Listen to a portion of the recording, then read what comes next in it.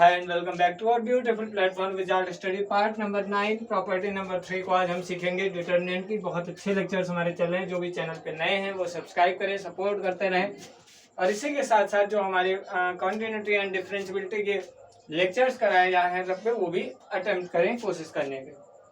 ठीक है, property number 3 बहुत ही ईजी है।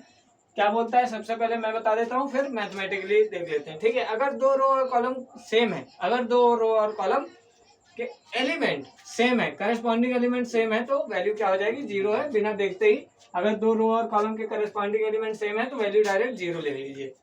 अब क्या बोलती है property, if any two row or column of a determinant are identical. Identical का मतलब क्या होता है, सेम, यानी कि all corresponding element are same. सारे करस्पॉन्डिंग एलिमेंट, जैसे रो वन का पहला एलिमेंट पहले एलिमेंट के बराबर हो, रो वन का पहला एलिमेंट रो टू के पहले एलिमेंट के बराबर हो, या रो थ्री के पहले एलिमेंट के बराबर हो, रो वन का दूसरा एलिमेंट रो टू या रो थ्री के दूसरे एलिमेंट के बराबर हो, रो थ्री का पहला एलिमेंट रो थ्री का तीसरा एलिमेंट रो वन का तीसरा एलिमेंट अगर रो टू और रो थ्री के तीसरे एलिमेंट के बराबर है तो वैल्यू क्या हो जाएगी, जीरो। करस्पॉन्डिंग एलिमेंट अगर सेम है तो रो या कॉलम के, तो वैल्यू हमारी क्या हो जाएगी, डिटरमिनेंट की, जीरो हो जाएगी। एग्जांपल ले लेते हैं बेसिकली, जैसे वन, डिटरमिनेंट क्या है, 1 2 3 5 8 9 1 2 3।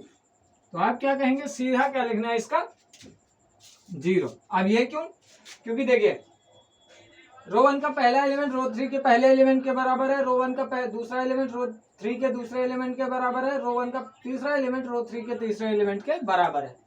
तो जब भी दो रो या दो कॉलम हमारे सेम होंगे, करस्पॉन्डिंग एलिमेंट हमारे सेम होंगे, तो उन वैल्यू की, उन डिटरमिनेंट की जो वैल्यू है वो क्या हो जाएगी, जीरो हो जाएगी। आपको सॉल्व करने की कोई जरूरत नहीं, सीधा जीरो रख दीजिए। ये प्रॉपर्टी नंबर 3 थी हमारी बेसिकली। ठीक है, एक और एग्जांपल अगर लेना चाहते हैं तो एक और ले लीजिए। जैसे कॉलम का ले लेते हैं तो 1 2 3 है, 5 8 9 है और 1 2 3 है। और जरूरी नहीं कि रो कॉलम 1 और कॉलम 3, रो 1 और रो 3 इक्वल हो सकता है ये दोनों इक्वल हो सकते हैं, ये दोनों इक्वल हैं। ठीक है, वो क्वेश्चन के ऊपर डिपेंड करता है। तो इसके भी दो कॉलम हमारे सेम है तो हम क्या लिख देंगे, सीधा डिटरमिनेंट की वैल्यू जीरो। समझ में आई बात। तो ये प्रॉपर्टी नंबर हमारी 3 थी। मिलते हैं अगले लेक्चर में प्रॉपर्टी नंबर 4 के साथ।